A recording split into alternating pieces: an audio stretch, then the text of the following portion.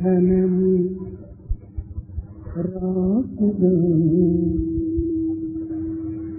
కోటి మంగళరాణి ఆనందములు మీరందుకోండి. ధనము రాశిగా కోటి గణరాణి ఆనందములు మీరందుకోండి. తీర్థయాత్రలు తిరిగిన కనరాని ఆనందంగా మీరందుకోండి.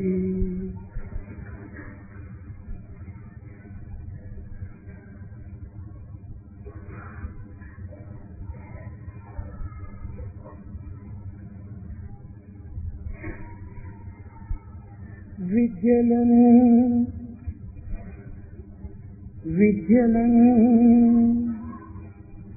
వల్లే వేసిన గణరాణి ఆనందముందు మీరందుకోండి. ప్రాణంబులను దిగబట్టిన కనరాని ఆనందని మీరందుకోండి. కాయ కష్టము లేదు, కాసు ఖర్చును లేదు. కాయ కష్టము లేదు, కాసు ఖర్చును లేదు. లేదు యోగం సాధనాదివాదం.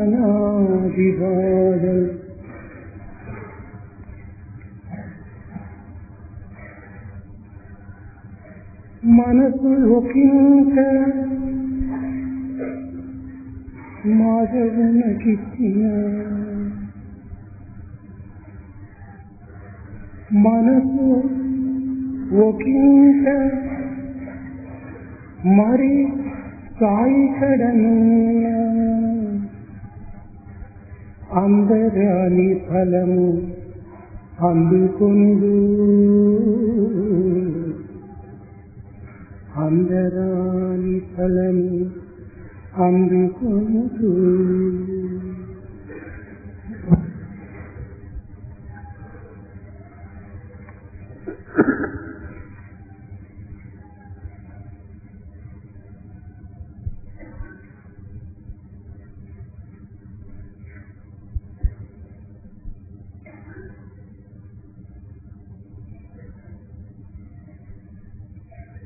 The Ananda or bliss that one could hope to secure by possessing wealth which could possibly be poured out into a heap or a mound. The Ananda that one could possibly get by making a round of all the pilgrim centers and all the centers of pilgrimage. The Ananda or bliss that one could secure by one's mastery over all forms of skill and knowledge. The Ananda that all possible life forms could experience collectively. Such a type of Ananda which you would not be able to get in spite of undergoing such troubles and labors, you could still get without any expenditure of labor without any expenditure of even a paisa, without even undergoing the trouble of mastering the Vedas or mastering the yogas or performing sadhanas of a variety of descriptions,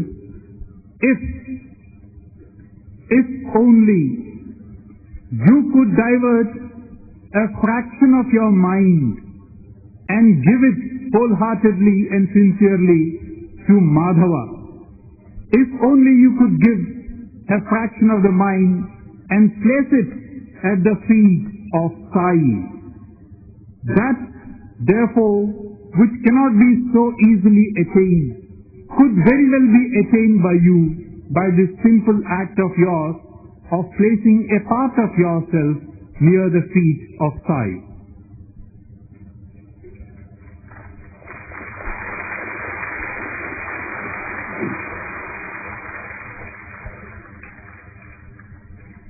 దివ్యాత్మ స్వరూపులారా, embodiment of the divine Atma. మానవుడు తన నిజ స్వరూపాన్ని మరచి కృత్రిమమైన క్షణికమైన ఐహిక సుఖములకు లోనై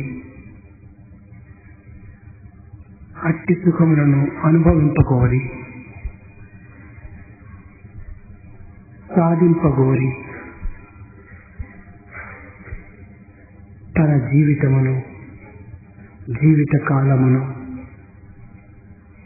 వినియోగించుకుంటున్నాడు. Man, by becoming forgetful of his own true nature and by being carried away by the pleasures that the external world has to offer, all of which are but fleeting and superficial, in order to gain and secure such material pleasures and to experience them, he fritters away his life, he fritters away his time. ప్రాపంచిక సుఖములను ఎన్నింటిని అనుభవించుచున్నను మానవుడు శాంతిని పొందగలుగుతున్నాడా? Is man able to secure peace in spite of his experiencing and obtaining these material pleasures? లేదు. No. కడపటికి అసంతృప్తితో తన జీవితాన్ని అంతిమ గావించుకొనుచున్నాడు. In the end, he comes to the end of his life on a note of being dissatisfied and discontented.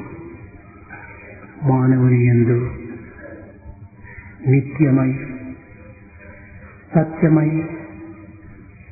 నిర్వికారమై అనంతమై ఉన్నటువంటి దైవత్వాన్ని మరచిపోయి తద్వారా పశుత్వాన్ని దానవత్వాన్ని పెంచుకుంటున్నాడు. Man is becoming ignorant of that permanent entity which is within him, that is truth itself, that has no form and that which is boundless, and he is reducing himself into a state of animality and becoming demonic in the process. తద్వారా మానవుడు తనను తాను మరచి తన స్వరూపాన్ని గుర్తించుకొనలేక కాలమును నికృష్టమైనటువంటి జీవితంగా అంత్యం గావించుకొనుచున్నాడు. As a result, man comes to the end of his life without a sense of fulfillment, wherein he has not been able to understand the purpose of his own true nature. దీనికి కారణమేమి? What is the cause for this?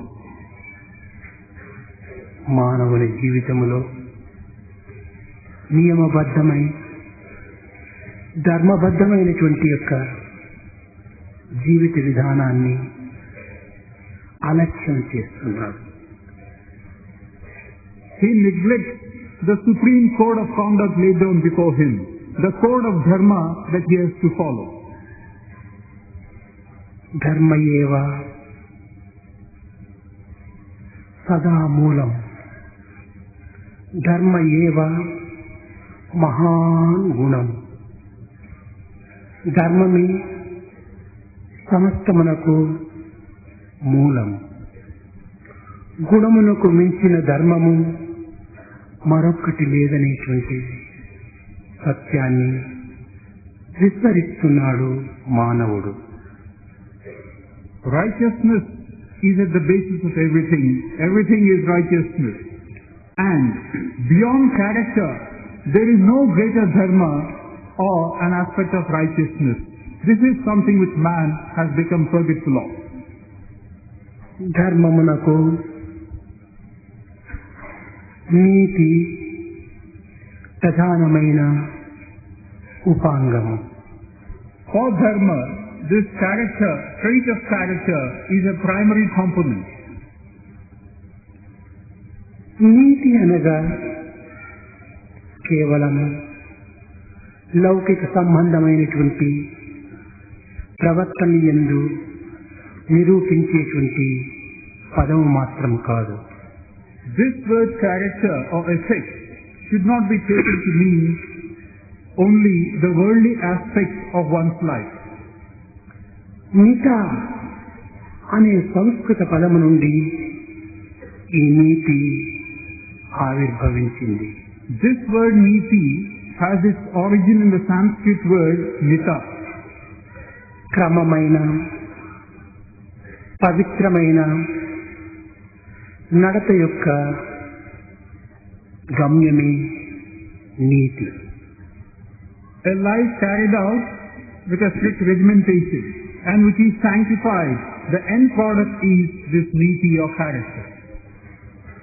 నడత యొక్క పరిపూర్ణతయే నీతి. And the fulfillment of one's way of life is this niti. నీతి మానవుని ఉన్నత స్థాయికి కొనిపోయేటువంటి రాజమార్గము. And this niti or this code of perfection of character is the right royal path for any human being. కార్యరూపము ధరించిన ఒక విధమైన పవిత్రమైనటువంటి నడతయే నీతి. That task or endeavor which has a purpose and aim and purpose, that is again to be achieved through this process of niti. విచక్షణ యొక్క ప్రతిబింబమే నీతి. The image of discrimination is this niti of character. కనుక నీతి అన్నటువంటిది మానవుని పవిత్ర నడకతో కూడినటువంటి దివ్యత్వమైనటువంటి మధుర సారమే.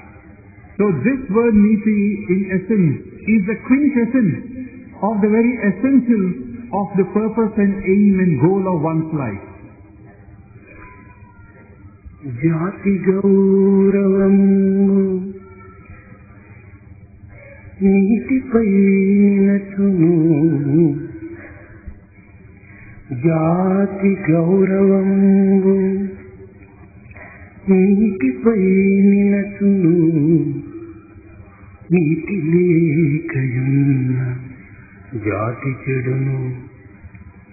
నీతి గల్గు జాతి నిజమైన జాతిరా. వీరు భారతీయ వీరసుతుడా. నీతిగా జాతి నిజమైన జాతిరా. The respect and honor and dignity of a race depends upon the character that one exhibits. Without this essence of character, the race itself would come to ruin. The race of character is indeed that could be called a true race of human beings. Oh, listen to this truth, O valorous son of this land of Bharat. ఇట్టి నీతి కలిగినటువంటి మానవుని యందే వ్యక్తిత్వం అనేటువంటిది వికసిస్తుంది. And one who is endowed with this character could really exhibit the true form and nature of one's existence. వ్యక్తిత్వం అనగా ఏమిటి? What is this individuality that you seek in a person? మానవుని యందు గుప్తముగా అవ్యక్తముగా ఉండినటువంటి దివ్యతత్వాన్ని ఎవరు వ్యక్తిపరచురో అట్టి యొక్క మానవత్వమునకి వ్యక్తిత్వం అనేటువంటి పదము సార్థకమవుతుంది.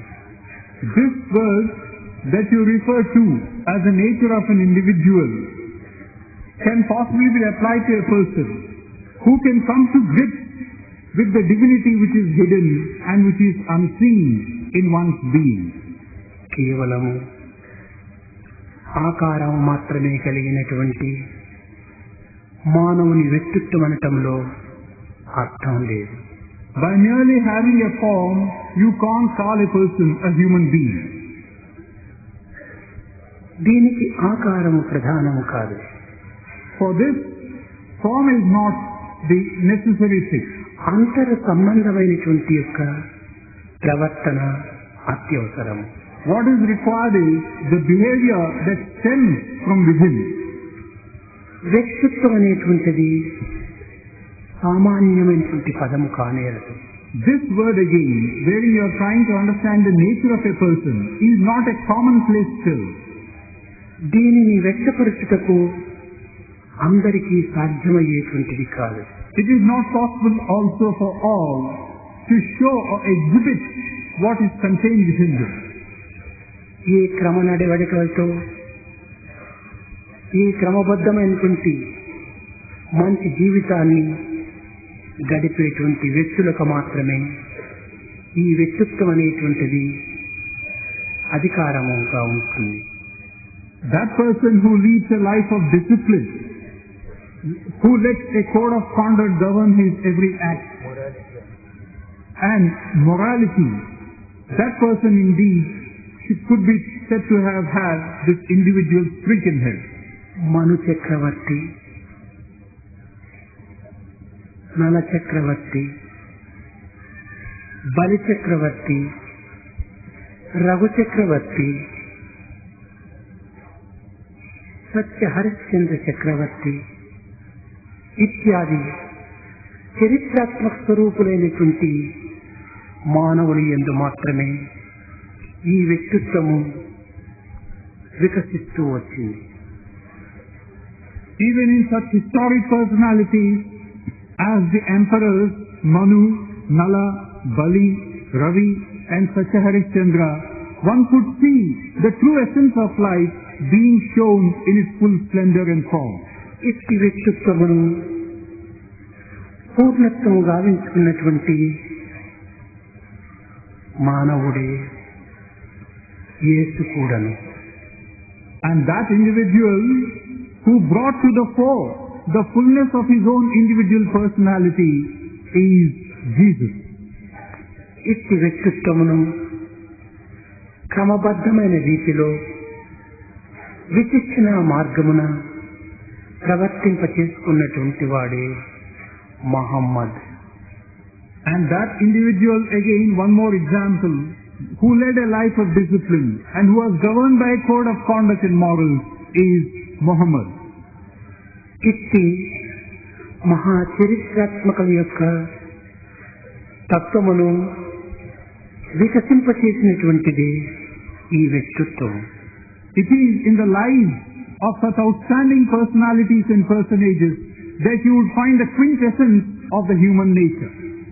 కనుకనే మానవుని యందు నైతిక వ్యక్తిత్వమును అభివృద్ధి పరుచుకున్నప్పుడే మానవుని యందు దివ్యత్వమనేటువంటి ఆత్మశక్తిని కూడాను అనుభవించగలడు. So that individual who gives a prominent place in his scope of things to this element of morality and ethics, such a person will be able to see face to face the divine Atma within. ధర్మమునకు మారు పేరే ప్రేమ. Another name for dharma is love. దీనిని ప్రియము అని చెప్పుతూ వచ్చారు. This is also given a name, priyam. ఈ ప్రియము విలువైనటువంటిదని కారులు అనేటువంటి పదము Latin language లో వచ్చినటువంటి పదము నిరూపిస్తూ వచ్చింది. This word priyam connotes something which is priceless, invaluable, and that in turn has its origin in the Latin word carus. ఈ కారుస్ అనేటువంటి పదము చాలా విలువైనటువంటిది. This word carus means something which is extraordinarily valuable. గీతావాత ప్రేమ యొక్క విలువ ఇట్టిది అట్టిది అని ఎవరు కూడాను వర్ణింప అసాధ్యం. In other words, it's not possible for anyone to describe that this is love or love has this price and give varied descriptions to the idea of love. ఈ నిజమైనటువంటి యొక్క విలువైనటువంటి యొక్క ప్రేమకు స్వార్థము లేదు. That love, which is true love, has no streak of selfishness. దీనికి మార్పు రాదు. It has no change. దీని యందు పూర్ణ పవిత్రం ఉంటుంటాది. In this true love could be found everything that is sacred and sanctifying. ప్రేమించుకొలది ఈ ప్రేమ అనంతమైనటువంటి రీతిగా పెరుగునే కాని తరుగునది కాదు. This type of love, if it is furthered and nourished, will only be on the increase. It will never decrease. ప్రేమకు కారణము లేదు. And there is no reason for this love. కారణరహితమై, without reason, స్వార్థరహితమై, without selfishness, చంచలత్వము లేక, without this wavering quality, మార్పు చెందక, without having any change, నిరంతరము పూర్ణస్థితి అందున్నటువంటి ప్రేమని దైవ ప్రేమ అని చెప్పబడుతుంది. and forever being full and total, that is the love of God, that is the true love. మానవుని యొక్క సామాన్యమైన ప్రేమ కొన్ని కారణాలతో కూడి ఉంటుంది. The ordinary love exhibited by human beings does have a certain reason behind it. మానవుని యొక్క ప్రేమ స్వార్థమై ఉంటుంది. The ordinary love of human beings again has this note of selfishness in it. కాలములకు ఈ ప్రేమ మార్పు చెందుతుంటుంది. And this love again undergoes changes with the passage of time. కనుకనే స్వార్థమైన కారణమయమైన మార్పు చెందినటువంటి ప్రేమ కలిగినటువంటి మానవులకు స్వార్థరహితమై, కారణరహితమై, అనంతమై, పరిపూర్ణమై ఉన్నటువంటి దైవ ప్రేమను గుర్తించుకోవటం కానీ లేక అర్థం చేసుకోవటం కానీ సాధ్యం కాదు. Therefore, for man who is given to having love goaded by reason, which is selfish and which tends to change, for him it is impossible to understand or experience that love which has no reason, which is not selfish, which does not change, which is endless and which is total. కనుకనే తత్వజ్ఞుడైనటువంటి beacon అనేటువంటి వ్యక్తి భగవత్ ప్రేమ యొక్క తత్వమును పరిపూర్ణమైనటువంటిది అనిగను, మార్పు చెందినటువంటిదిగాను, ప్రేమించుకొలది ప్రేమ అనంతమై స్వరూపాన్ని ధరించినని కూడాను వర్ణిస్తూ వచ్చాడు. That's why this researcher Bacon had this to talk about this love of God, that which is total, that which is changeless. He said that as you further this love becomes more and more in quantity and becomes infinite in its scope. ఈ ప్రేమ సత్య స్వరూపాన్ని ధరించినటువంటిది. This love takes the form of satya or truth. సత్యవ్రతుడు నిరంతరము కూడాను యువకుడుగానే ఉంటాడు. One who follows the path of truth would ever remain young. సత్యవ్రతుడు వృద్ధుడు కాడు అని ఉపనిషత్తులు చాటుతూ వచ్చాయి. The Upanishads proclaim this, that one who follows the path of truth would never become old. సత్యం వల్లనే దేహము సర్వ సుభిక్షాన్ని అందుకోగలదని బైబిల్ చెప్తూ వచ్చింది. The Bible for its part proclaims that it is through the medium of truth again that the body secures its well-being and welfare. సత్యమును పలుకుట మాత్రమే కాక ఆచరణ ఎందుకుడను ఉంచినటువంటి వ్యక్తియే నిజమైనటువంటి వ్యక్తి అని మహమ్మద్ చాటుతూ వచ్చాడు. And Muhammad for his part has to say that it is not enough if you merely chant that word truth without really experiencing it or putting into practice. One who practices this truth is indeed a true human being.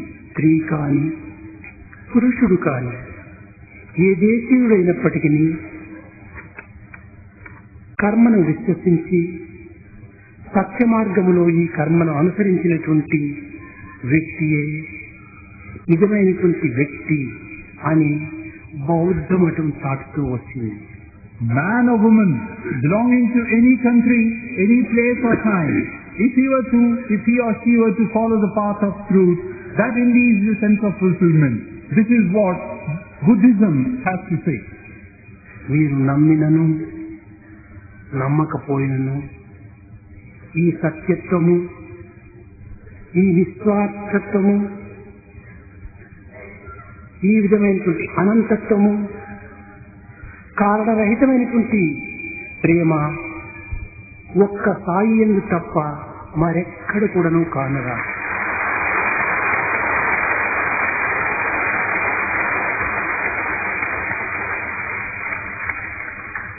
You may believe this, you may not believe it, but it's for a fact, for sure, that which is the supreme truth, this love that is selfless and which is infinite in its scope and magnitude, could be found only in Sai and nowhere else.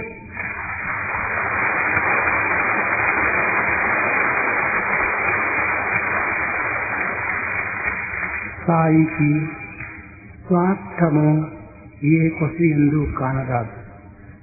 For Sai, there is no trace of selfishness anywhere. Sai కారణమును వెతుకడు. And Sai does not look for any reason. తన ప్రాప్తిని మాత్రమే అనుసరిస్తూ ఉంటాడు. సాధకుని యొక్క ప్రాప్తిని మాత్రమే అనుసరిస్తుంటాడు. Sai follows what is laid down in the form of prapti of a person. సాయిని ద్వేషించినను సాయి ప్రేమిస్తూనే ఉంటాడు. Even if Sai is hated, but Sai would continue to love. సాయిని దూషించినను సాయి ప్రేమిస్తూనే ఉంటాడు. Even if Sai is criticized and ridiculed, Sai will continue to love. సాయిని మరచినను సాయి వారిని మరువడు. Even if they were to forget Sai, Sai would not forget them. అయితే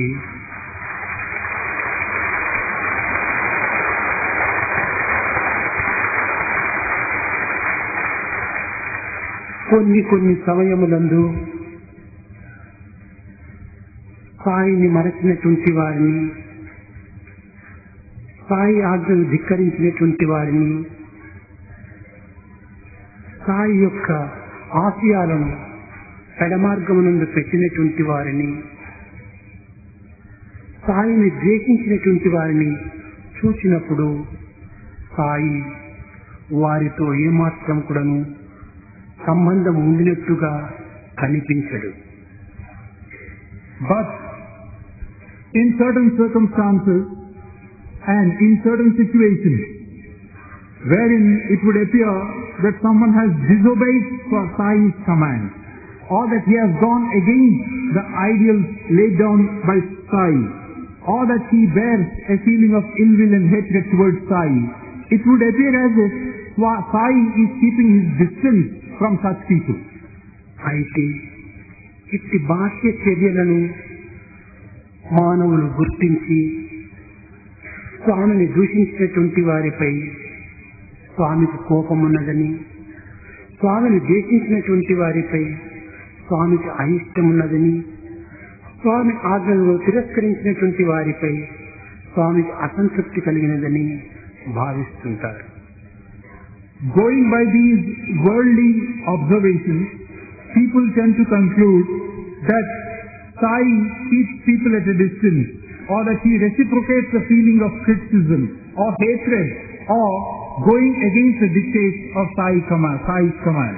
వారిని పలకరించకపోవటంలో ఒక కారణము లేకపోలేదు. It is not as if there is no reason why Sai does not talk to such people or does not see them. Sai యొక్క ఆజ్ఞలు, సాయి యొక్క ఆశయాలు, సాయి ఇష్టము లేనటువంటి సమయం నందు వారిని పలుకరించి నా పదమును వ్యర్థం చేసుకోవటానికి నాకు ఇష్టం లేదు.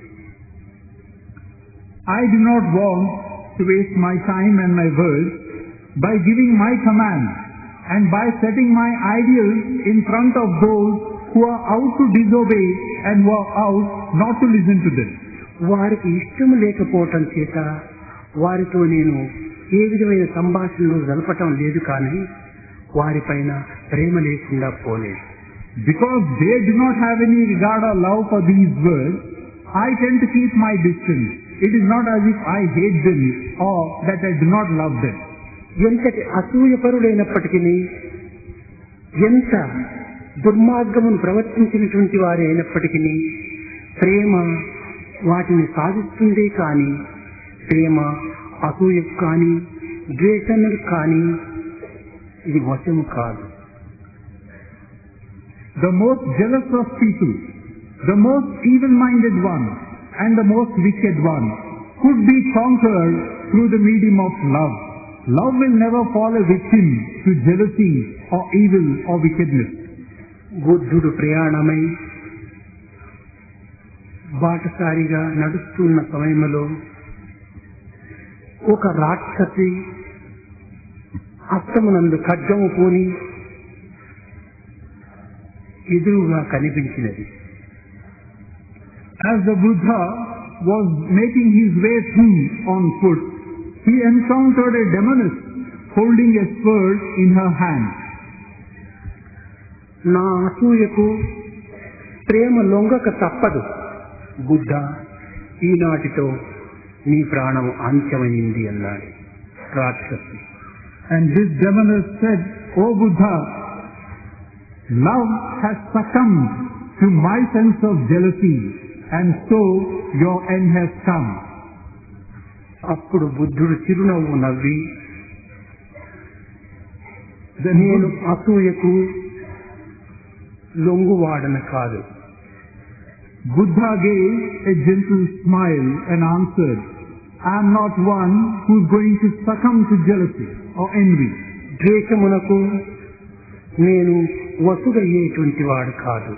Nor could I be enslaved by hatred. దూషణ భూషణ తిరస్కారములకు నేను ఏమాత్రం కూడాను లెక్క చేసేటువంటి వాడు కాదు. I am not one who gets carried away either by praise or calumny. నన్ను ద్వేషించేటువంటి నిన్ను కూడాను నేను ప్రేమిస్తున్నాను అన్నాడు బుద్ధుడు. He went on to say, "I am loving even you who say that you are hating me." ఈ పదమును విన్నటువంటి తక్షణమే ఆ రాక్షసి ప్రేమకు శాంతికి ఆలవాలమైనటువంటి పావుర రూపమును ధరించి బుద్ధుణ్ణి అనుగ్రహించి అంతఃస్థానమైంది. Listening to these words, the demoness turned herself into a pigeon or a dove, which is symbolic of love and peace, and blessed Buddha and flew away. ద్వేషించిన వాడు ద్వేషమునకే గురి కావగలడు. One who hates is subjected to hatred. అసూయతో నిండినటువంటి వాడు అసూయతోనే అంత్యము కాగలడు. One who bears jealousy will find his end in jealousy. Shakespeare రాసినటువంటి కొన్ని డ్రామాలలో Richard అనేటువంటి ఒక పేరు కలిగినటువంటి వ్యక్తి నిరంతరము కూడాను తనకంటే ఉన్నత స్థాయి ఎందున్నటువంటి వారిని, తనకంటే కీర్తి గౌరవములను అధికంగా సాధించినటువంటి వారిని, తనకంటే మంచిగా అందచందములతో ఉండినటువంటి వారిని చూచి అసూయపడేటువంటి వాడు రీసైడ్. There is one character by name Richard in many of the dramas portrayed by Shakespeare. This Richard would be jealousy to the extreme, looking at people who are superior to him in status, in name, in fame, in respect and in beauty. కనుకని కట్టకడపటికి ఈ Shakespeare రాసినటువంటి డ్రామాలో ఈ Richard యొక్క గతి ఏమైనదంటే విచారిస్తే అసూయతోనే తనపైన తానే అసూయపడి ప్రాణమును వదిలాడు. And in the end, when you see what has happened to this character Richard in this drama of Shakespeare, what do you find? This jealousy of his burnt him down so that he succumbed in the end to his own sense of jealousy. అదే సంబంధమైనటువంటి యొక్క కథ కూడాను భారతీయుల యొక్క చరిత్ర యందు స్పష్టమవుతూ వచ్చింది.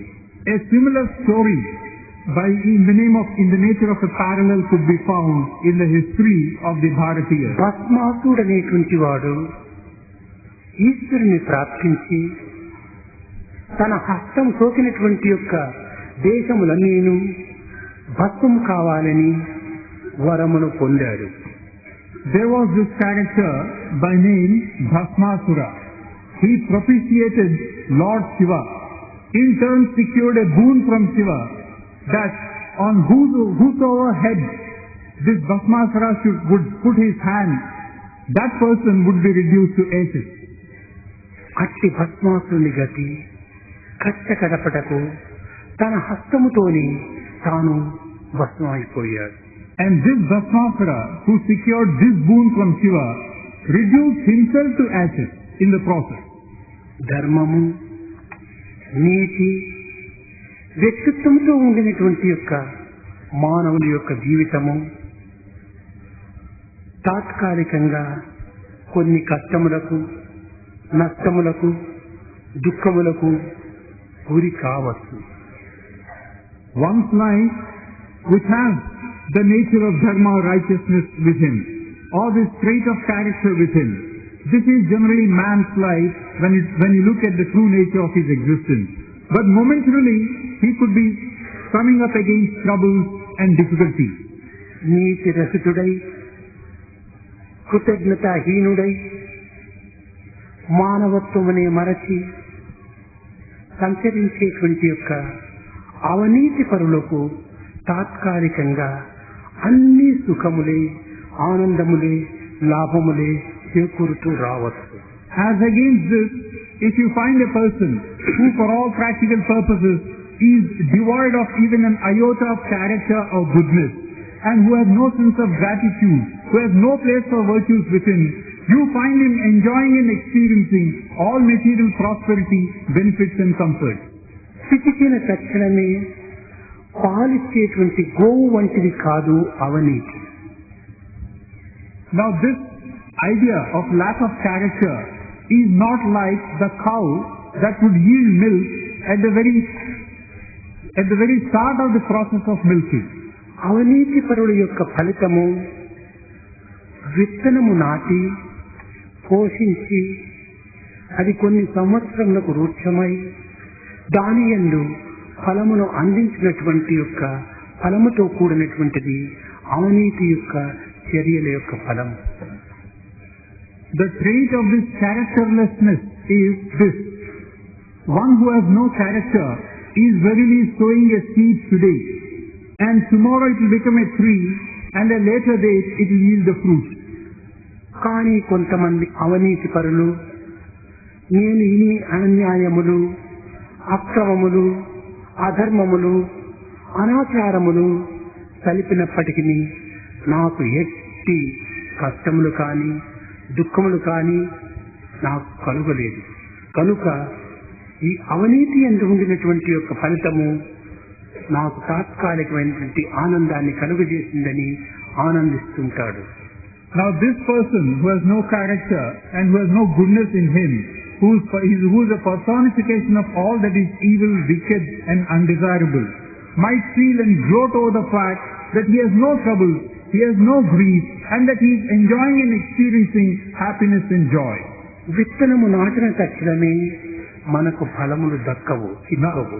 Now, when you sow a seed, you do not immediately get the fruit from the seed. అది వృక్షము కావడానికి, ఫలములు అందించడానికి కొంత కాలమును తీసుకుంటుంది. It takes its own time to become a tree and then to yield the fruit. కనుక మనము అన్యాయముల యందు, అక్రమముల యందు, అధర్మముల యందు, అనాచారముల యందు మనము ఈనాడు నవ్వుతూ జీవితాన్ని గడిపినటువంటి మన జీవితము కొంతకాలమునకు మనము దుఃఖిస్తూ, విచారిస్తూ, అశాంతితో మనము ఈ ఫలితమును అందుకోవలసి వస్తుంది. So today if you are spending your time and days in deeds which are wicked, which are anything but dharmic, which are in bad ways, undesirable, tomorrow a day will come when you will have to suffer a lack of peace, when you will have to be subjected to grief and sorrow beyond measure. మంచి తాత్కాలికంగా ప్రప్రథమంలో అది కొంత అయిష్టమైన స్థితిగాను, అసంతృప్తికరమైనటువంటిదిగాను, అరుచిగాను కనిపిస్తుంది.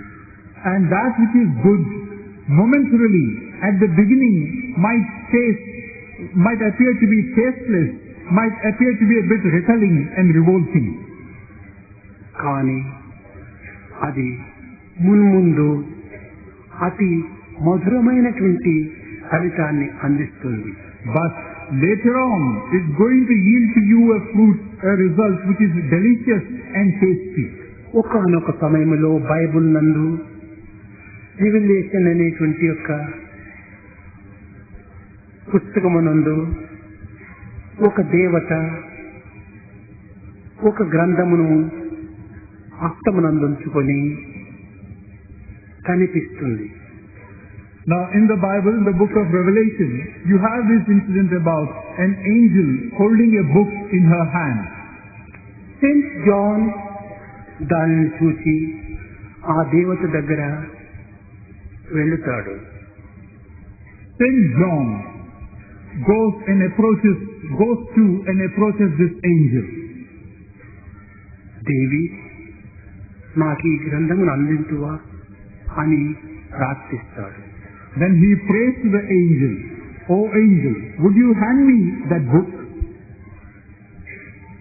ఈ గ్రంథమును Saint John అందించి ఆమె దాన్ని హెచ్చరింపచేస్తుంది. The angel hands over the book to Saint John and then cautions him thus, "John, దీనిని చక్కగా నీవు భుజించు.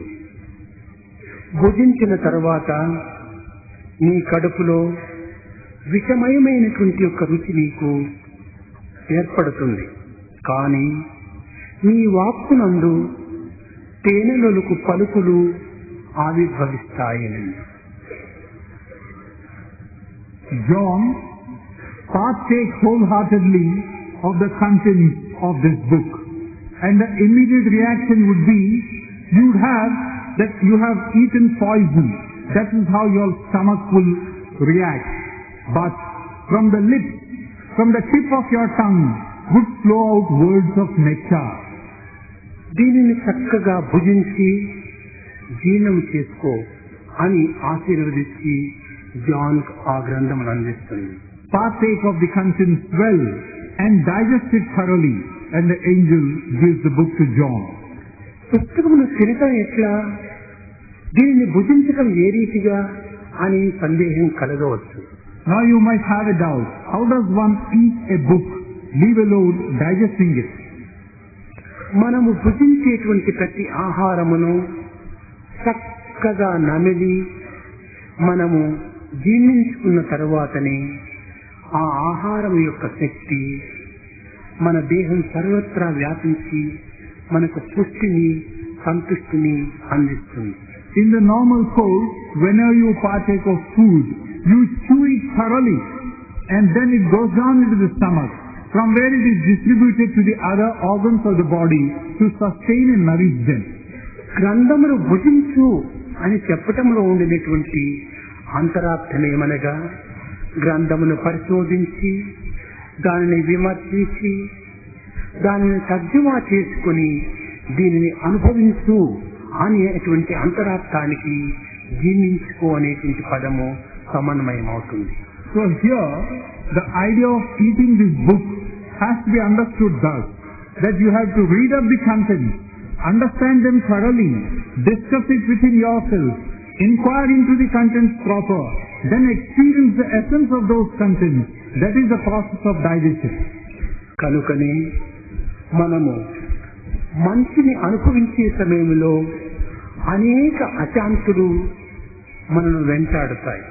Now when you want to follow the path of good, there are bound to be moments when you have no peace at all.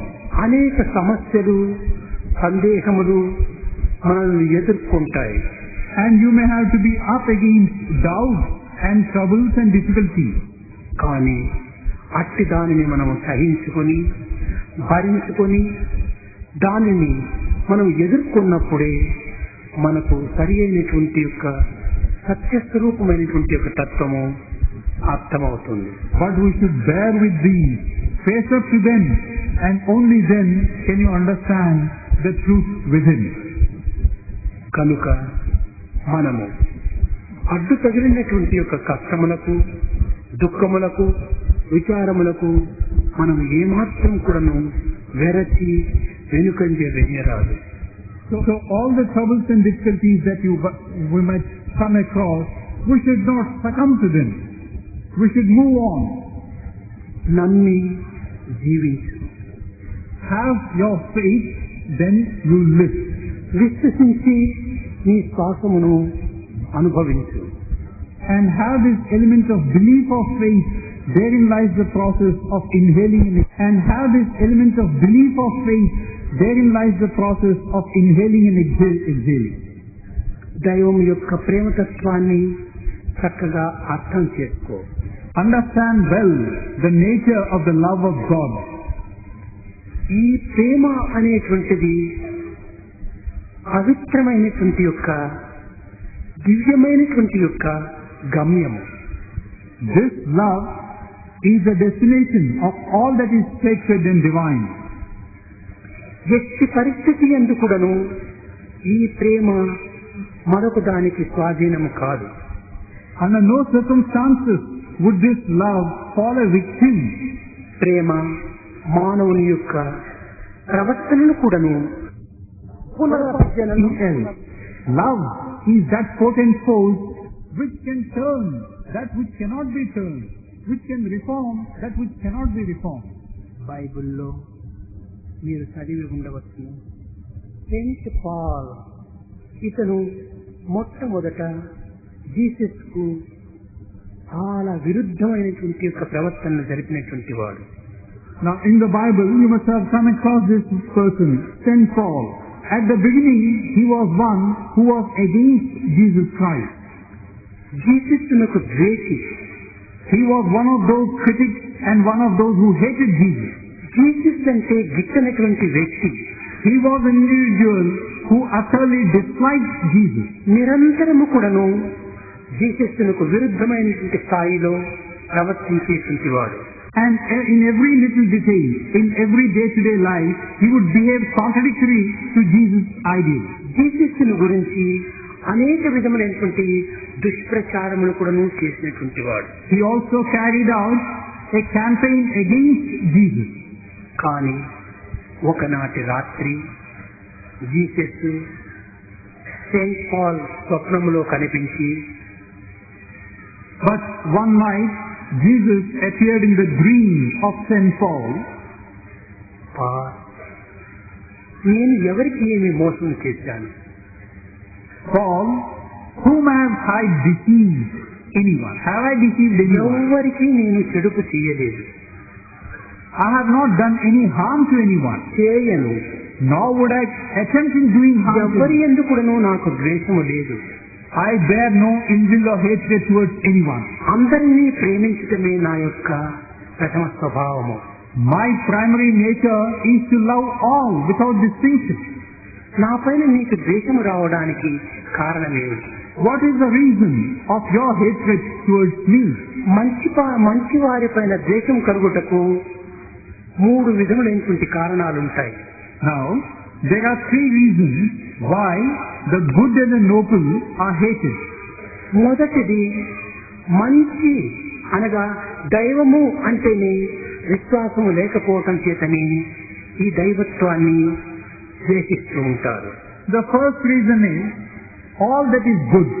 It is synonymous with God Himself, and those who do not have faith in God Himself tend to take this path of hatred.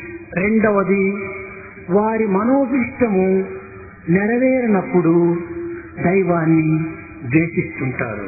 The second reason is when their wishes and desires are not fulfilled, they would start hating God. మూడవది వ్యక్తిగతమైనటువంటి యొక్క అసూయ చేత ద్వేషిస్తుంటారు. The third category of hatred comes in when you have a personal jealousy that you bear towards a person. ఈ 3 కారణములు తప్ప దైవత్వాన్ని ద్వేషించేటువంటి వ్యక్తి జగత్తునందు కానరారు. In this entire vast world, you would not come across a person who has this element of hatred, who would not conform to one of these 3 reasons or more than దైవాన్ని one of them. ద్వేషించడానికి వ్యక్తిగతమైనటువంటి యొక్క అసూయైన కారణంగా ఉండాలి. In order to hate God, you should have this element of jealousy within you, personally. తన అభిష్టం నెరవేరకపోవటం చేత స్వార్థత్వము లోపల మునిగి దైవత్వాన్ని విమర్శించటము రెండవ యొక్క కోవకు చేరినటువంటి వారిగా ఉండాలి. Or because your wishes have not been fulfilled or satisfied, you bear this hatred towards God. That's the second reason. మూడవ వారు దైవమంటేనే విశ్వాసము లేక అవిశ్వాసపరులై ఆత్మను విస్మరించి భౌతికమైనటువంటి యొక్క ఇంద్రియములతో కూడినటువంటి దేహాన్ని విశ్వసించినటువంటి వారుగా ఉండాలి. The third category is that which has no faith at all in the existence of God. They are non-believers. They have forgotten the nature of the Atma. They go more by the sensory perception of their own body. ఈ మూడింటి కంటే మరొకటి తాత్కాలికమైనటువంటి యొక్క ద్వేషులు 4వ వారిగా ఉంటారు. Now, in addition to these 3, you also have a 4th type of people. వారి ఎట్టివారనగా వారికి కష్టములో, దుఃఖములో, విచారములో, అనానుకూలములో సంభవించినప్పుడు దైవాన్ని సందర్శించటము, దైవాన్ని స్మరించటము, దైవం సన్నిధి చేరటము ఇలాంటివి జరుగుతుంటాయి. This 4th category of people are those who, in their moments of difficulty or grief or sorrow or inconveniences, tend to think of God or try and go nearer God and think of Him. కష్టములు తీరగని, బాధలు తొలగగని, తన మనోభిష్టము నెరవేరగని, ఉన్నత స్థాయి పొందిన తక్షణమే దైవానికి దూరం అవుతుంటారు. And once their difficulties are solved, once their moments of grief have passed, once they have attained a status and name and fame, they forget God altogether. ఇట్టి 4 రకములైనటువంటి యొక్క వ్యక్తిత్వములో కూడాను దైవత్వం అనేటువంటిది సమముగానే ఉంటుంది. Now, even in these 4 categories of people, as far as God is concerned, He is present in the same measure in all of them. ముఖ్యముగా మనము మానవత్వం యొక్క దివ్యత్వాన్ని గుర్తించాలనుకుంటే మానవుడు అంటే దీని అర్థం ఏమిటి అనేటువంటి విషయాన్ని మొట్టమొదట గుర్తించాలి. At the very outset, if you wish to know what you mean by this divine nature of man, you should understand the meaning of the word man, manava. మానవ స్వరూపాన్ని ధరించి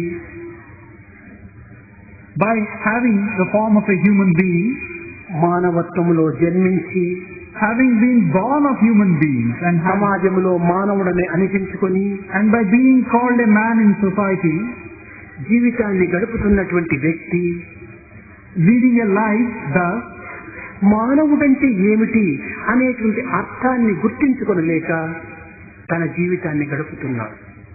he doesn't know the meaning of this word Manava and leading a meaningless existence in the process. మానవుడనగా కేవలము ఆకారం చేత కాని, పేరు చేత కాని, ప్రవర్తన చేత కాని ఏర్పడినటువంటిది కాదు. A man or a human being does not mean a name, a form and a certain set of behavioral patterns. త్రికరణ శుద్ధి కలిగినటువంటి యొక్క స్వరూపమునకే మానవత్వము అని సార్థక నామం. The true meaning of this word Manava is that purity in terms of the inner self. అనగా మానసిక శుద్ధి, walk శుద్ధి, కార్యశుద్ధి, ఈ మూడింటి ఎందుకుడను శుద్ధుడైనటువంటి వాడే ఈ మానవుడు అనిపించుకోవటానికి ఒక అర్హత కలిగినటువంటి వాడు అవుతాడు. That individual gets the right of being called a human being if he were to have purity of mind, 1, purity of word, 2, purity of action, 3. అసత్యాదులతో దూషితము కానటువంటి వాక్కు మానవునికి ప్రధానమైనటువంటి యొక్క గుర్తు. The first quality distinguishing such a person is his word, which is untainted by a lack of truth.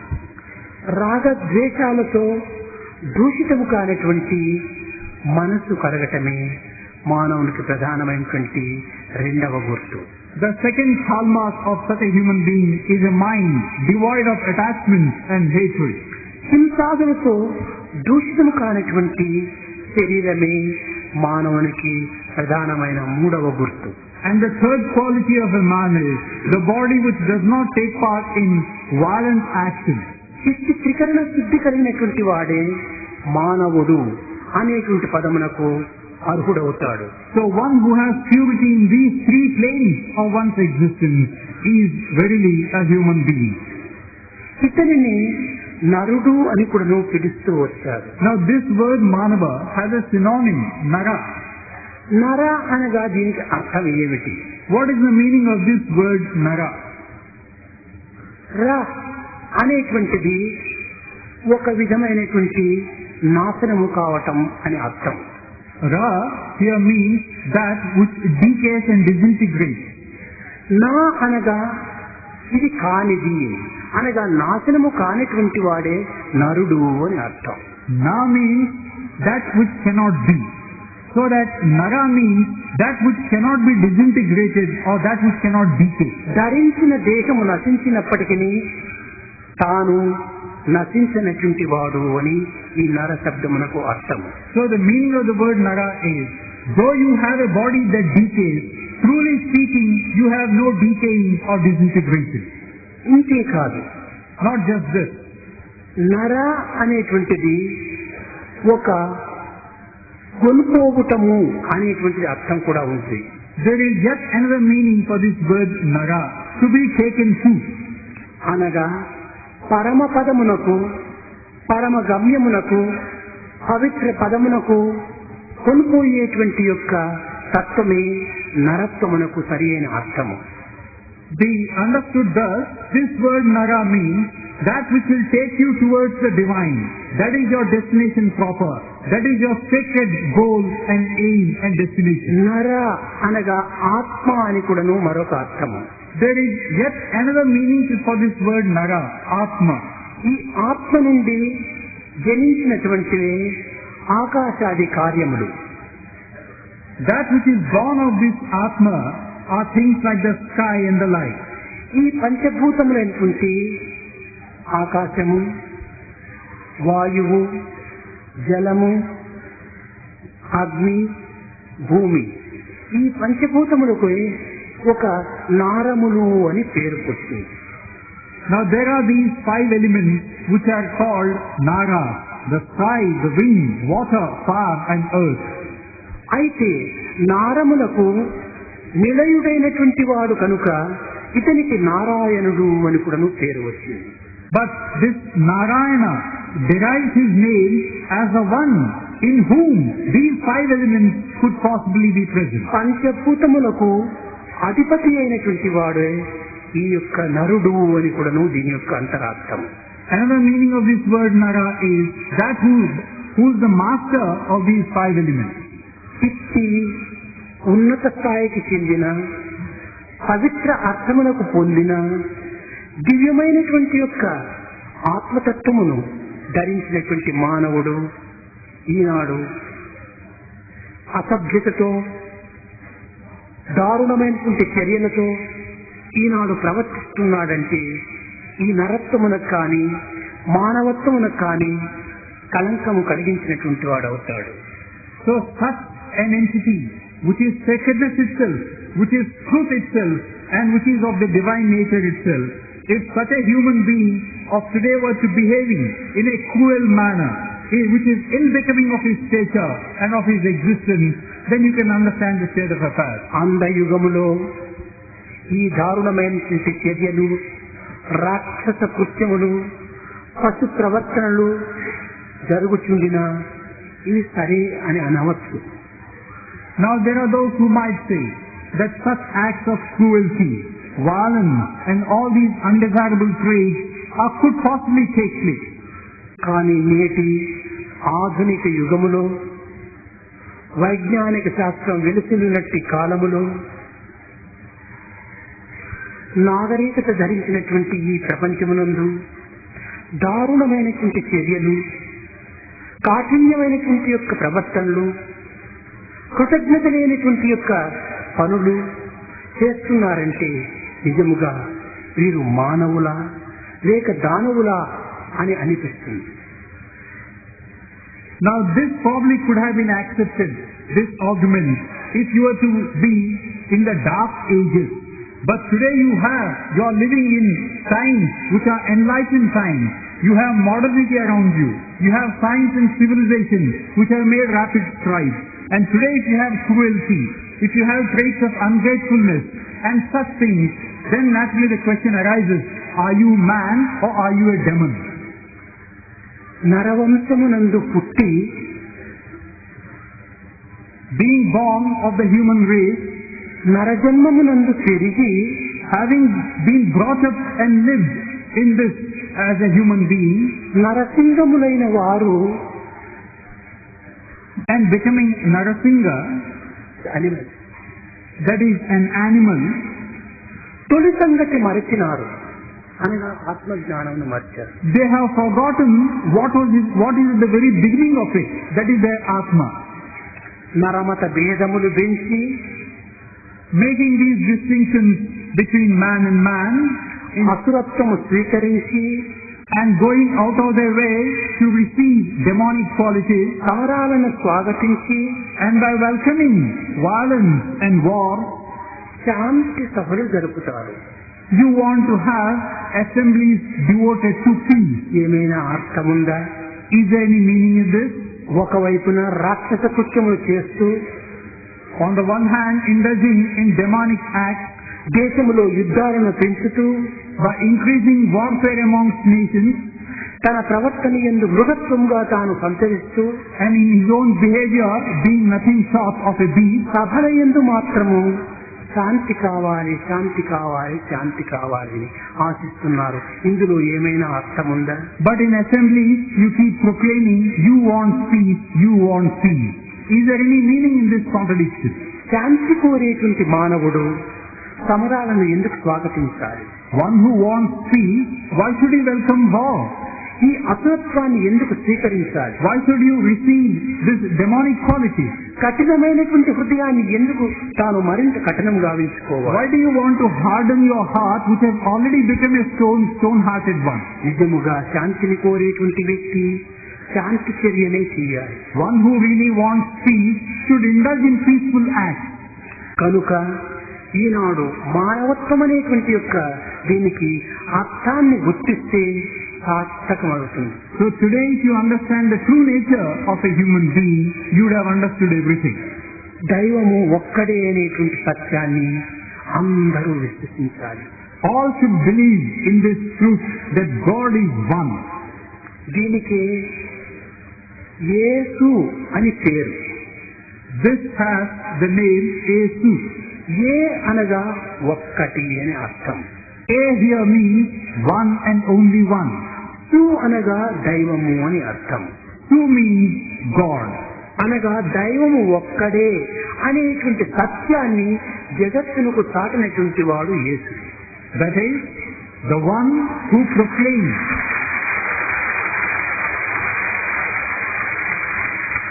Yesu, therefore, is the one who proclaims to the world that God is one and only one.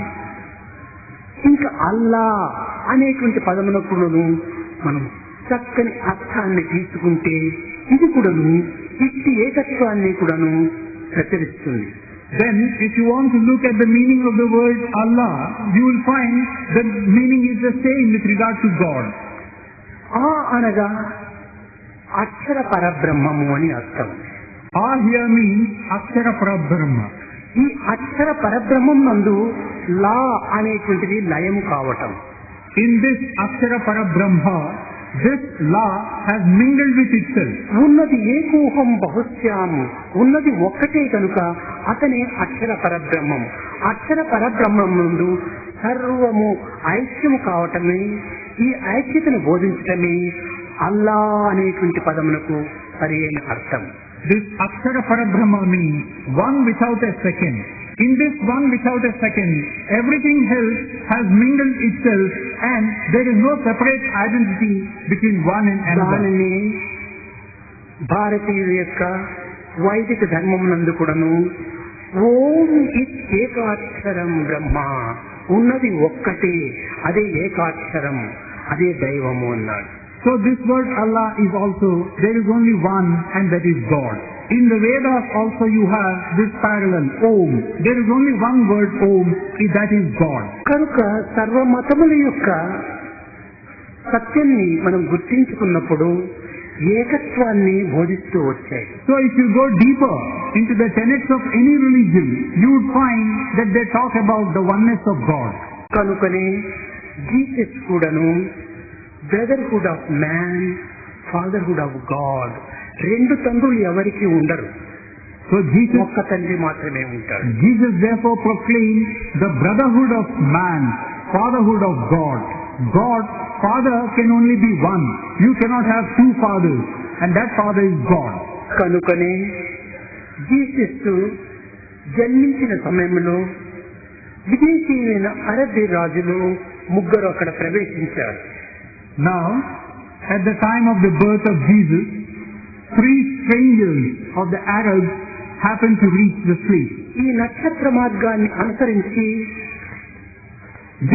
Jesus జన్మస్థానమునకు చేరుకున్నారు. Each of them was following the path being shown by a star. And it so happened that they all reached the spot where Jesus was being born. పుట్టినటువంటి కంటి బిడ్డను చూసి వారు హృదయంలోనే నమస్కరించుకొని వెళ్లే సమయంలో ఒక అరబ్బీ రాజు ఆ జీసస్ తల్లిదండ్రులకు దగ్గరికి వచ్చి, అనగా మేరీ దగ్గరికి వచ్చి, హీ లవ్డ్ గాడ్ అన్నాడు. Citing this child, the just born child, they did their own obeisance in their own heart. One among these Arab kings approached the mother, Mary, and said, he loves God. అనగా ఈ పిల్లవాడు దైవాన్ని ప్రేమించేటువంటి వాడు అని చెప్పాడు. That is, this child is one who is going to love God. రెండవ వ్యక్తి దగ్గరికి వచ్చి గాడ్ లవ్ హిమ్ అన్నాడు. The second Arab approached the mother and said, God loves him. అనగా దైవము ఈ పిల్లవాడిని ప్రేమిస్తుండాలి అని చెప్పాడు. Meaning, God loves this child. మూడవ రాజు వచ్చి హీ గాడ్ అన్నాడు. Then the third king came, the Arab came and said, he is God. ఈ మూడింటి యందు ఉండినటువంటి అంతరార్థం ఏమిటి? What is the inner significance of these 3 statements? అనగా మొట్టమొదటిది తాను దైవాన్ని ప్రేమిస్తున్నాడు అనేటువంటి దాంట్లో is the messenger of God అని. The first of these statements, saying he loves God, means he is the messenger of God. అనగా మెసెంజరు మాస్టర్ను ప్రేమించవచ్చును కానీ మాస్టరు అంత సులభంగా మెసెంజర్ను ప్రేమించదు. Now here, it's easy for the messenger to love God. It's not so easy for the master to love the messenger. రెండవది God love him అన్నాడు. అనేటువంటిది ఏమిటంటే I am the son of God అని. తండ్రి కుమారుణ్ణి ప్రేమిస్తాడు. The second statement, God loves him, means I am the son of God. That is, the father is now loving the son. కనుక భగవంతుడు అతన్ని ప్రేమిస్తున్నాడు. ఎందుకోసమని? అతను తన కుమారుడే కాబట్టి, అతను తన బిడ్డని. Now, in this is to be seen, God is loving his child. Why? Because he loves him. ఇంకా మూడవది, he is God. The second one says he is loving him because he is his own child. The third statement is he is God. దీనికి I and my father are one అని. And here you have the parallel. I and my father are one. అనగా ఈ కుమారునికి ఏనాటికైనా తండ్రి స్థానం పైన అధికారం ఉంది. కనుక ఇతను అతనేను అనేటువంటి యొక్క ఏకత్వాన్ని నిరూపించి మూడవ వ్యక్తి మెరీకి చెప్పి వెళ్ళాడు. The third one here means I and my father are one. The son has every right to reach out to whatever the father could offer or give. Therefore, here it is the identity between the son and the father. ఏకవాత దీని యొక్క అంతరార్థములు ఏమనగా ప్రపంచంలో పుట్టినటువంటి ప్రతి మానవుడు కూడాను దైవం పంపినటువంటి ఒక దూతలే. All said and done, the inner significance and meaning of these statements is, the world over, all are messengers sent by God. అయితే ఈ మెసెంజర్స్ దేనిని అందుకొని పోయి ఇతరులకు అందించాలి అనేటువంటి విషయాన్ని గుర్తించాలి. Now you must understand here, what is it that this messenger has to carry, from where and to whom? దీనిని మొట్టమొదట మనం గుర్తించవలసింది మెసెంజర్ ఆఫ్ గాడ్. దైవానికి మెసెంజర్, దయ్యానికి కాదు. Now understand here at the very outset, you are the messenger of God, you are not the messenger of the devil.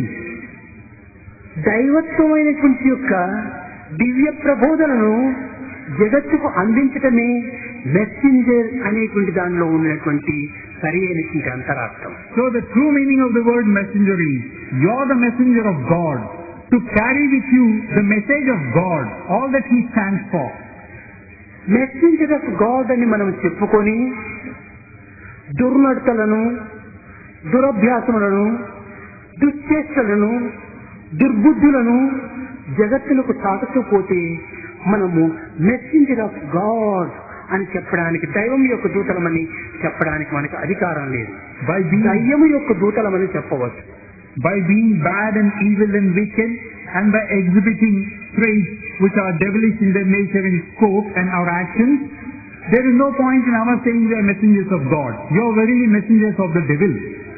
చెప్పుకోవటము దైవదూతలు, చేయటము రాక్షస దూతల యొక్క ప్రవర్తనలు. You proclaim that you are the messenger of God, but what you say and do verily proclaim you as the messenger of the devil. కనుక దైవం యొక్క messenger అనగా వార్తలను, విషయములను మనము దుర్వినియోగపరుస్తున్నాం. What this in turn means is, we are misusing all that is given to us by God. కనుక మనం నేటి నుండి మెసెంజర్ ఆఫ్ గాడ్ అనగా దైవం యొక్క దూతలము, దైవత్వం యొక్క పవిత్రతను, దైవత్వం యొక్క దివ్యత్వాన్ని, దైవత్వం యొక్క సత్యత్వాన్ని, ప్రేమతత్వాన్ని జగత్తులకు చాటాలి అనేటువంటి సత్యాన్ని మనం గుర్తించాలి. So at least from today, we should regard ourselves as messengers of God. What does this in turn mean? We should proclaim the divinity which is sacredness itself, which is purity personified, which is truth, and which is love. ఈ రకమైనటువంటి పవిత్రమైనటువంటి చర్యల ద్వారా అనగా దీనిని నీతి అనేటువంటి మార్గంలో మనం ప్రవేశపెట్టినప్పుడు I'm the son of God, మనము భగవంతుని బిడ్డలము అని చెప్పుకునేటువంటి యొక్క అధికారం మనకు కలుగుతుంది. When all that is noble and sacred and lofty is in turn put by us into our action, we move on to the second phase. I am the son of God. Therein there is a meaning attached to that.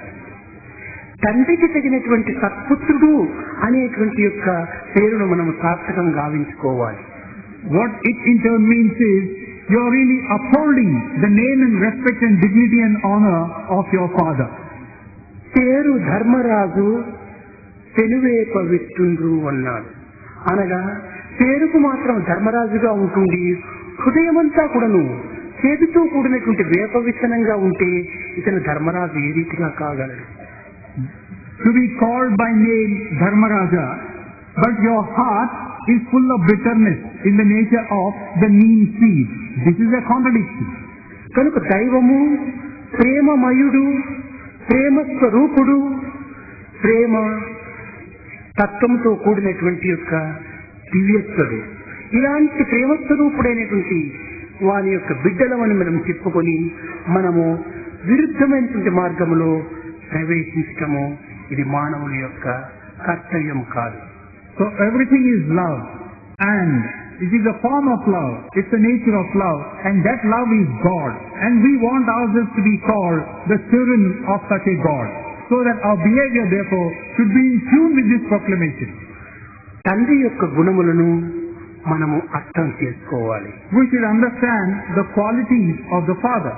కేవలం ఒక్క వ్యక్తి తండ్రి మాత్రమే ఉంటున్నప్పుడు అతనికి స్వార్థం ఉండవచ్చును, కానీ ఇది జగత్పిత అందరికీ చేరి ఒకే తండ్రి అనేటువంటి సమయంలో ఉండినప్పుడు ఆ తండ్రి యొక్క గుణము సమత్వమైనటువంటిదిగాను, సమన్వయమైనటువంటిదిగాను, సహజమైనటువంటిదిగాను ఉంటుంటాది.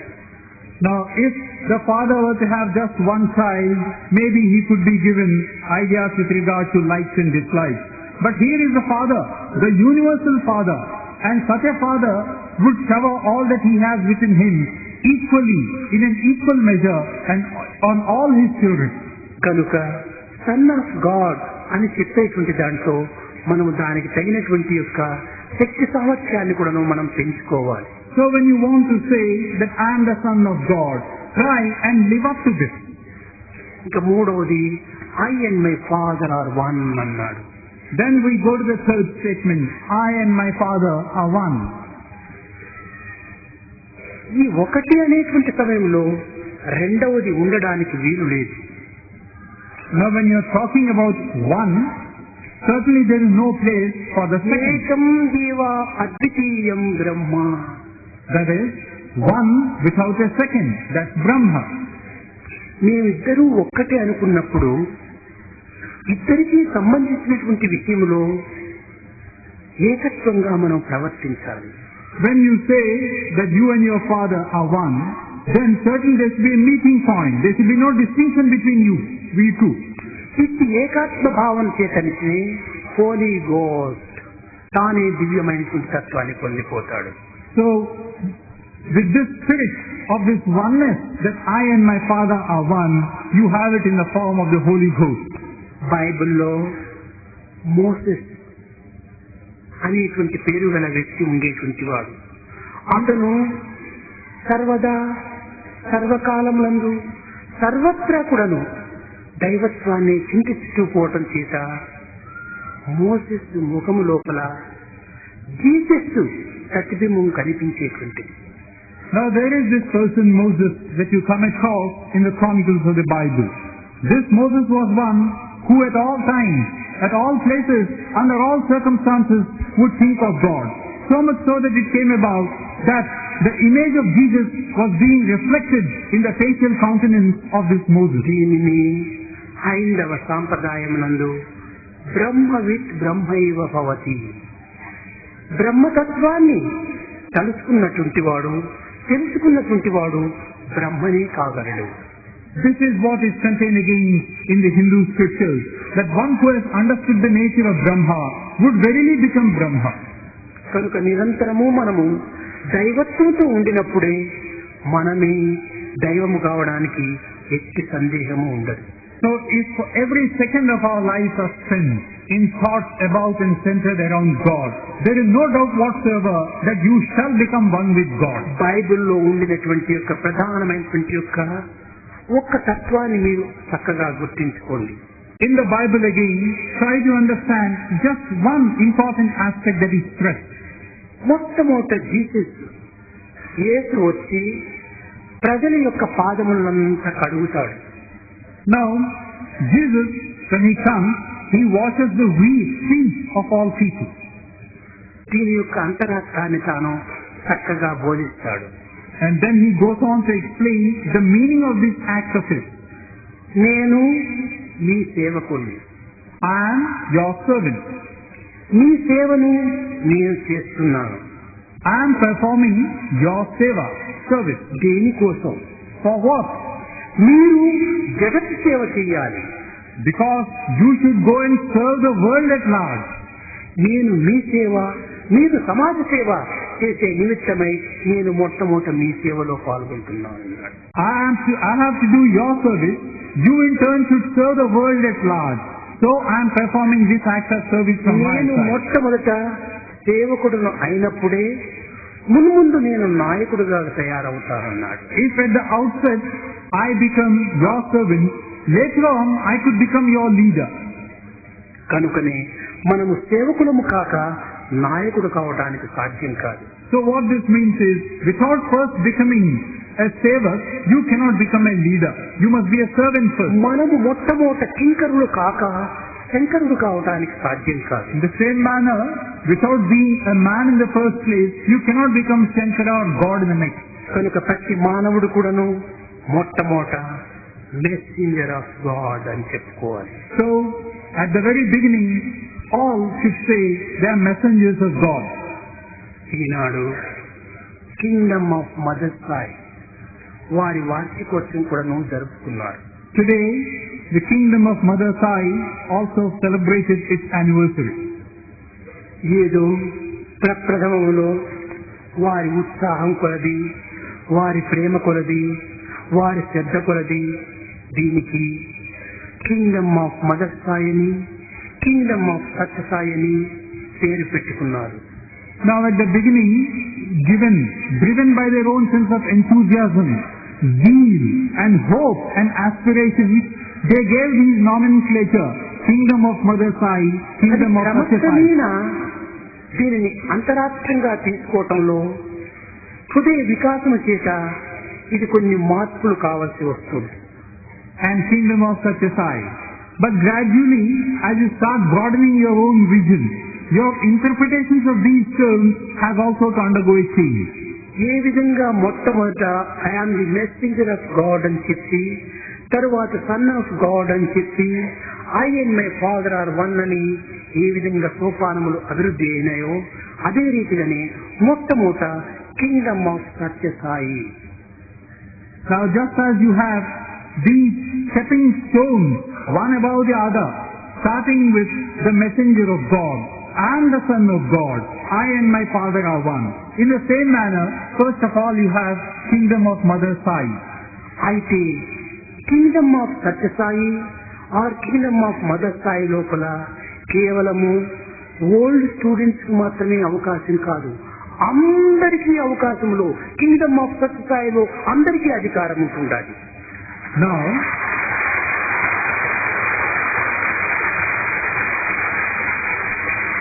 by merely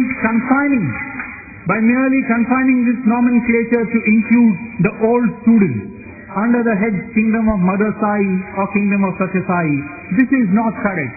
All of you, everywhere, all around, have a right to be members of this Kingdom of Satya Sai. జగత్తంతా Kingdom of haven. The entire world universe is Kingdom of Heaven.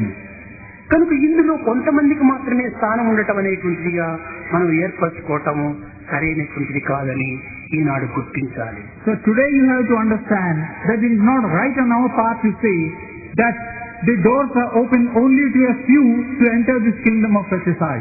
కనుక ఈ Kingdom of Sathya Sai అనేటువంటిది కానీ Kingdom of Mother Sai అనేటువంటిది కానీ నేటి నుండి ఈ పేరును కొంతవరకు మార్చుకోవడానికి ప్రయత్నించాలి. So from this point onwards, efforts should be on to change the present nomenclature of these old student organizations of Kingdom of Mother Sai or Kingdom of Satyasai. Kingdom of Satyasai అని చెప్పుకుంటూ మేము ఓల్డ్ స్టూడెంట్స్ యొక్క society అని అనుకోవటంలో ఇది narrow mind గా బయలుదేరుతుంది. By saying you're members of Kingdom of Satyasai and confined only to the old students, this projects your own narrow outlook. ఈ సంకుచితమైనటువంటి మార్గంలో ప్రయాణం కావటం చేతనే మన బుద్ధులు కూడా సంకుచితమైనట్టుగానే ప్రయాణం అవుతూ వచ్చారు. Because you're traversing in this narrow way, in this narrow path, your attitudes and behavior are also being petty-minded and narrow. Kingdom of సత్యసాయిని చెప్పటము ఇది నాకు మాత్రమే రైటు, నీకు లేదనుకోవటంలో ఇది విశాలమైన హృదయానికి కళంకం ఏర్పడుతుంది. You talk of Kingdom of Satyasai and say, I belong to it, you don't have a place in it. This is a sure case of petty-mindedness. కనుక ఇలాంటి సమస్యలు అనేకంగా బయలుదేరుతాయి. So in this manner, there could be other problems which could crop up. అంతేకాకుండా kingdom of Mother Sai or kingdom of Satyasai అని పేరు పెట్టుకొని దానికి తగినటువంటి రీతిగా మనము ప్రవర్తించకుండా పోతే కింగ్డమ్ ఆఫ్ సత్యసాయి అనేటువంటి రాజ్యమునకే ఒక అపకీర్తిని తెచ్చినటువంటి వారం అవుతాం. Not only that, by saying that you are members of Kingdom of Satyasai, members of Kingdom of Mother Sai, and then your actions and behavior are not in tune with what is expected of you, it's a case of bringing this Kingdom of Satyasai into disrepute and dishonor. కనుక దానికంటే ఇంకా కొంత విశాలమైనదిగా మనం కొంత మార్చుకోవటము అత్యవసరం. So it is imperative therefore that we try and change the nomenclature of these old students associations. ఇందులో అనేక మంది 10 సంవత్సరములు 15 సంవత్సరములు 8 సంవత్సరములు 7 సంవత్సరములు స్వామి చెంత ఉండి స్వామి యొక్క బోధనలను శ్రవణం చేసి స్వామి యొక్క ఆశయాలను హృదయములో చేర్చుకుని ఉండేటువంటి వారు ఉంటున్నారు. Among these are to be found students who for the last 10 years, 15 years or 8 years or 7 years have been hearing Swami's words, and wherein Swami's ideals are firmly imprinted in their hearts. కనుక మీరు తిరిగి బయట ప్రపంచంలో వెళ్ళినప్పుడు మీకు చేతనైనంత వరకు కూడాను విరుద్ధమైన మార్గమును ప్రవర్తించక ఏ ఒకటి రెండైనా కూడాను స్వామి యొక్క ఆశయం స్వామి యొక్క మార్గములను కొంతవరకు ఇతరులకు కూడాను తెలపడానికి కొంత ప్రయత్నం చేయటము అవసరం. So, even after you go out, your behavior should not be contradictory to what you have been while you have been in. At least one or two of Swami's words or ideals, the message contained therein, you should go and carry it over to the world outside. ప్రవేశించి స్వామి ఉత్తమమైనటువంటి చిత్తమునకు పవిత్రమైనటువంటి భావమునకు నిర్మలమైనటువంటి ప్రేమకు మీరు విరుద్ధంగా ప్రచారం చేసినప్పుడు పాపమునకు గురి అయినటువంటి వారం అవుతాం.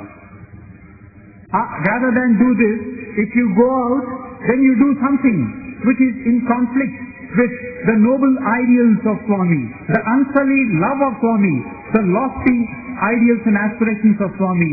You are literally indulging in కనుక ఏ ఒకటి రెండునైనా కూడాను మీరు మనసులను ఉంచుకొని దీనిని సరైనటువంటి రీతిగా ఇతరులకు అందించడానికి ప్రయత్నించండి.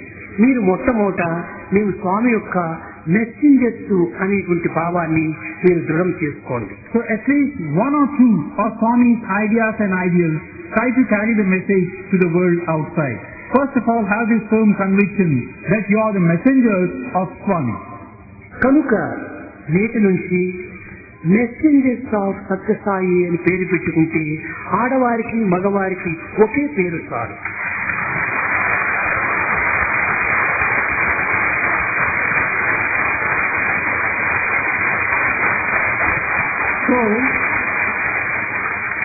So from today, the names of these old students associations were to be changed to messengers of Satya Sai, it would apply with equal measure either to the girl students or to the boy students. కారణమేమనగా స్వామికి ఇరువురు సమానులే. Because for Swami, both are equal. ఒకరు Kingdom of Satyasai అని, ఒకరు సత్యసాయి మాతకి Kingdom అని పెట్టుకోవటము అని వ్యత్యాసంగా ఉండటం మంచిది కాదు. Because there is no point in having such distinctions based on nomenclature. కనుక నేటి నుండి కింగ్డమ్ ఆఫ్ మదర్ సాయి అని కానీ, కింగ్డమ్ ఆఫ్ సత్యసాయి అని కానీ లేకుండా ఇరువురు ఒక్కటే. స్వామికి ఇరువురు రెండు కన్నులు ఉంటుంటే వారు కనుకనే మెసెంజర్స్ ఆఫ్ సత్యసాయి అంటే ఇరువురికి సమానమైనటువంటిగానే ఉంటుంటాయి. So from today, let the names be changed over to messengers of Satya Sai, because either the girl students or the boy students are like the two eyes of Satya Sai, and let that be the message to be carried through in the name of this messengers of Satya Sai. అయితే messengers of Satyasai అని పేరు పెట్టుకున్నందుకు పేరుకు తగినటువంటి ప్రవర్తన పరివర్తన కూడాను కొంత గుర్తించాలి. But having got this name, messengers of Satya Sai, your behavior and your actions should be in tune with this. కనుక ఈనాటి సమావేశములో ఒకవైపున జీసస్ జన్మోత్సవం అని, మరొక వైపున సత్యసాయి పాత విద్యార్థుల యొక్క సమావేశమని మనం భావిస్తూ వచ్చాం. So in today's celebration, on the one hand, we have been celebrating the Advent, the anniversary of the Advent and birth of Jesus, on the one hand. On the other hand, the anniversary of this association called Kingdom of Mother Sai or Satya Sai. Jesus చెప్పేటువంటి వాడు, నా తండ్రి స్వర్గములో పరిపూర్ణుడై ఉంటున్నాడు అని ఆనందంగా చెప్పేటువంటి వాడు. Jesus often used to proclaim with joy, my Father is up there in the heavens, lacking in nothing, having everything. స్వర్గములో పరిపూర్ణుడైనటువంటి తన యొక్క తండ్రి యొక్క బిడ్డలైనటువంటి మీరు కూడాను పరిపూర్ణులు కావాలి. So you also are children of such a heavenly Father. So you also should be total and full and complete in all respects. తండ్రి పరిపూర్ణుడు, నీవు కేవలము అపూర్ణుడు అయినప్పుడు ఇది సరి అయినటువంటి యొక్క అర్థం చేరదు. If the Father does not lack in anything, then how can you possibly lack in something? You also should have nothing. కనుక నీవు కూడాను పరిపూర్ణుడు అయినప్పుడే పరిపూర్ణుడైనటువంటి తండ్రిని చేరడానికి అర్హుడవుతావు. So when you also are thus total and whole, you have the right to reach the Father who is total and whole. కనుక ప్రతి ఒక్కరి హృదయమునందును దైవం ఒక్కడే ఉంటున్నాడు. So in every heart there is just one God residing. విద్యార్థులారా, విద్యార్థినీయులారా, students, boy students and girl students, విద్యాధికారులారా, విద్యాభిమానులారా, those who have the cause of education dear at heart. ఈనాడు ప్రధానంగా మీకు తెలిపేటువంటి విషయం ఏమనగా, what I wish to convey to you in the main today is, మానవుల యొక్క ప్రేమకు దైవం యొక్క ప్రేమకు ఏమాత్రము కూడాను సంబంధము ఉండదు. the love as of a human being, the love of God, there is no link between the two as such, no comparison between the two. పూర్వము చెప్పినట్టుగా నీ ప్రేమ స్వార్థమైనటువంటిదిగా ఉంటుంటాయి. As I have said earlier, your love is motivated by selfishness. కొన్ని కారణాలపైన ఆధారపడి ఉంటుంటాయి. It is dependent upon some reason. కొంతకాలం మాత్రమే ఇది ఉంటాయి. And it would be there only for a while. ఇది సంకుచితమైనటువంటి ప్రేమ. This is a narrow love. Swamy Prema స్వార్థరహితమైనటువంటిది. Swami's love is selfless love. కారణాన్ని వెతికేటువంటిది కాదు. It has no reason, no cause. ఇది beyond reason. It is beyond reason. ఇంకా Cause. ఇది beyond reason. It is beyond reason. ఇంకా స్వామిది అంత్యమయ్యేటువంటిది కాదు ఇది. And this love has no end. ప్రేమించుకున్నది ప్రేమ పెరిగేటువంటిది కానీ ఇది తరిగేటువంటిది కాదు. As you further this love, so would it grow. There is no diminishing in this love. నా ప్రేమతోని నీ ప్రేమను పోషిస్తూ వస్తున్నాను. Through the medium of my love, I am fostering and nourishing your love. ఇట్టి మీ ప్రేమను పోషించుకోబడినటువంటి మీరు పోషించేటువంటి యొక్క ప్రేమను ఏమాత్రం కూడా మీరు దూరం చేసుకోకూడదు. Your love thus is being nourished by this supreme love. So you should see to it that you don't harm or injure this supreme love. దేనిని నేను ఆశించటం లేదు. I do not ask for anything. ఎవ్వరికి నేను కష్టపెట్టడం లేదు. I would not injure or harm or hurt ఎవరిని anyone. కూడా నువ్వు బాధించటం లేదు. I would not harm anyone. అలాంటి సమయమునందు ఒక దైవ ప్రేమను మీరు సరైనటువంటి రీతిగా అర్థం చేసుకొని ఆ ప్రేమను పొంది ఆ ప్రేమ ద్వారానే మీరు కూడా నువ్వు ప్రేమ స్వరూపులుగా మారి సరైనటువంటి యొక్క లోకానికి ఆదర్శాన్ని and strengthen, so that in course of time you would become verily the embodiments of love, and then you would proclaim to the world the ideals of such a pure, unsullied love, the message of such a pure, unsullied love. I am hoping and blessing you that you shall succeed and bringing this discourse to a close.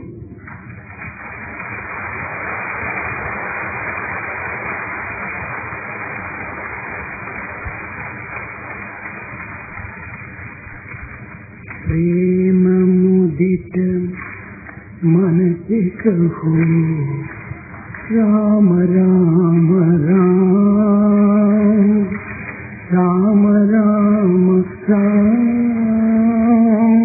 Ram Ram Ram Ram Ram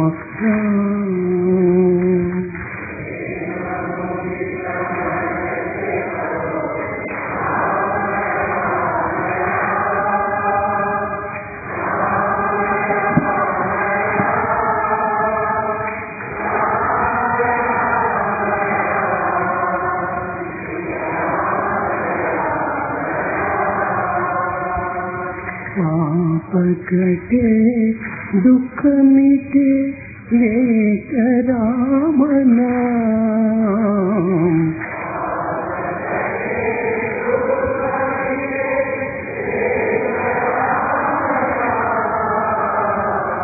भव समुद्र सुखद नाव एक राम नाम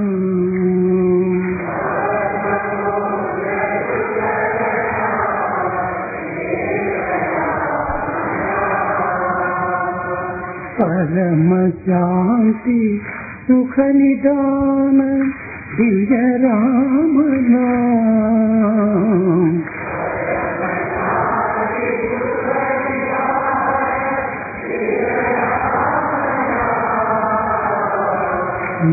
निराधार को आधार एक राम नाम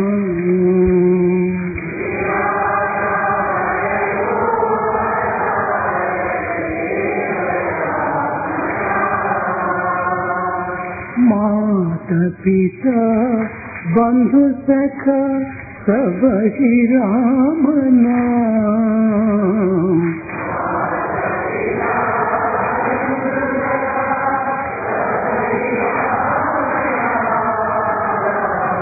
भक्त जनर जीवन जन एक राम नाम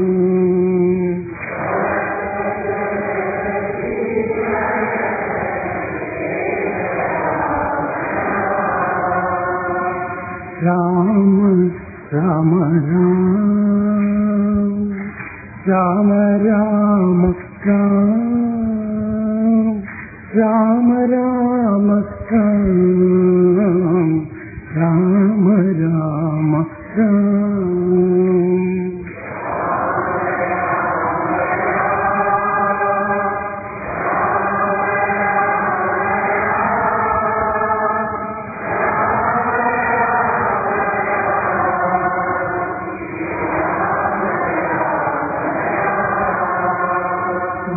Ram Ram Ram Ram Ram Ram Ram Ram Ram Shri Ram Ram Ram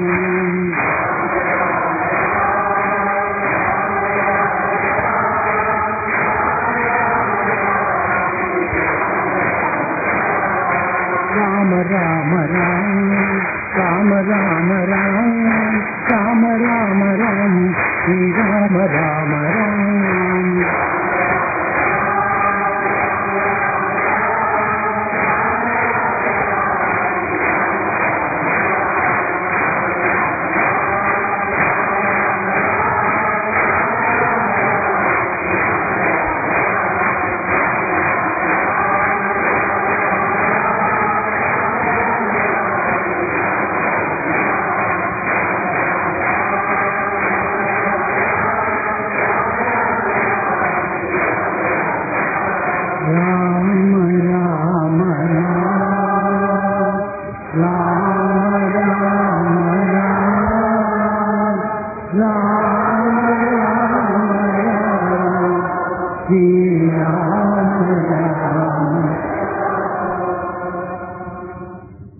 Love is my form, truth is my breath, bliss is my food.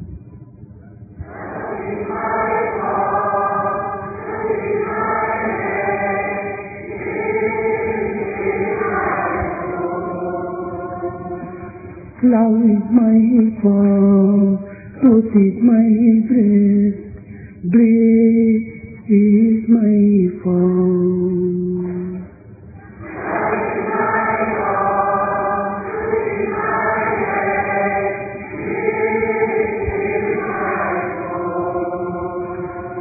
My life is my message, expansion is my life. My life is my message. My life is my message, expansion is my life.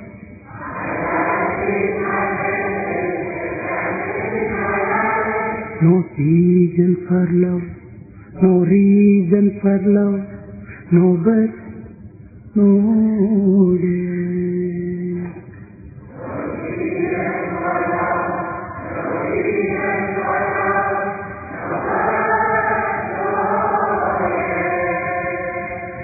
No season for love, no reason for love, no birth, no death.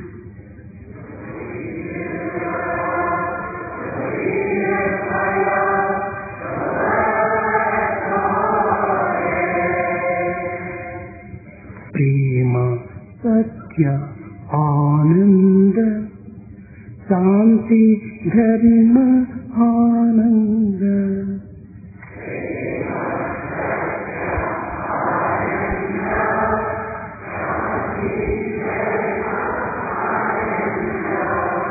Prema, Satya, Ananda, Shanti, Dharma, Ananda.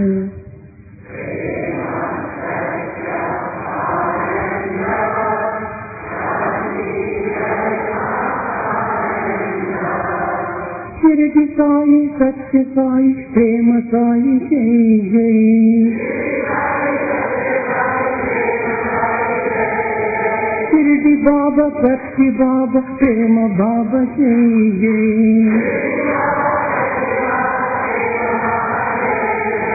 Love is my form, truth is my breath, bliss is my food.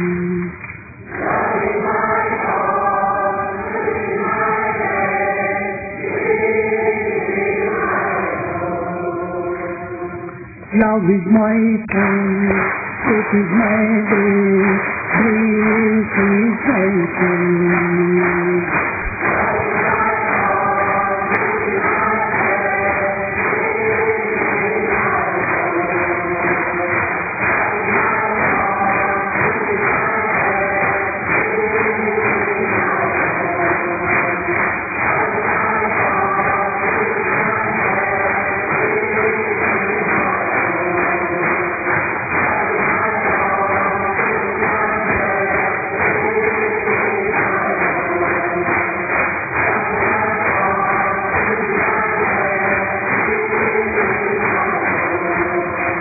Love is my cause, truth is my grace.